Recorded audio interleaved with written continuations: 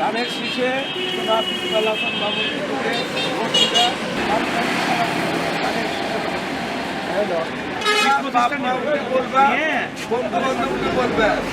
আগামী 12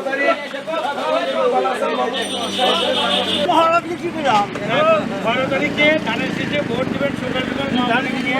রিকশাওয়ালা ভাইয়ের মার্কা ধানের শীষ মার্কা, কৃষক শ্রমিকের মার্কা ধানের শীষ। আগামী 12 তারিখ সারাদিন ধানের শীষে ভোট দিন। ইকবাল হাসান মামুনের মার্কা, ভাইয়ের মার্কা ধানের শীষ। আগামী জাতীয় সংসদ নির্বাচন সিরাজগঞ্জ 2 আসনের প্রার্থী জনাব ইকবাল হাসান মামুদ টুকু ভাই, উনি জাতীয় স্থায়ী কমিটির একজন সদস্য। সিরাজগঞ্জের রূপকার, আধুনিক সিরাজগঞ্জের রূপকার, 100 বছরের ইতিহাস তাদের পরিবারের। তার বাবা ছিল পাকিস্তান আমলের শিল্পমন্ত্রী, তার ভগ্নিপতি ছিল দেশের উপপ্রধানমন্ত্রী ডক্টর এম এ মতিন, এবং সে জেলা পরিষদের চেয়ারম্যান ছিল। এবং তারপরে বিদ্যুৎ প্রতিমন্ত্রী হওয়ার পরে সিরাজগঞ্জের নির্বিচ্ছিন্ন বিদ্যুৎ পেয়েছে জনগণ।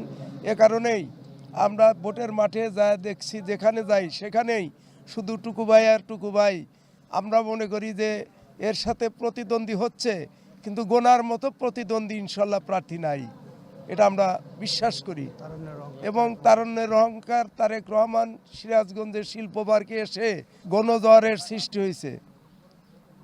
আগামী 12 তারিখ আশা করি যে ইনশাল্লাহ টুকু ভাইও ধানের শীষের জয়যুক্ত হবে বিপুল ভোটে, এবং দেশের রাষ্ট্র পরিচালনার ভারও তারেক রহমানের উপর আসবে, এটা আমাদের বিশ্বাস।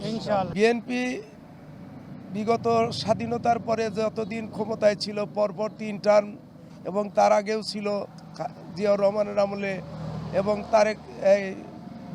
বেগম খালেদা জিয়ার আমলে যত উন্নয়ন হয়েছে, স্কুল কলেজ রাস্তাঘাট সম্পূর্ণ প্রায় তাদের হাত দিয়েই উন্নতি হয়েছে। এবার সিরাজগঞ্জে বিপুল ভোটের ব্যবধানে ধানের শীষ জয়যুক্ত করবে। এবং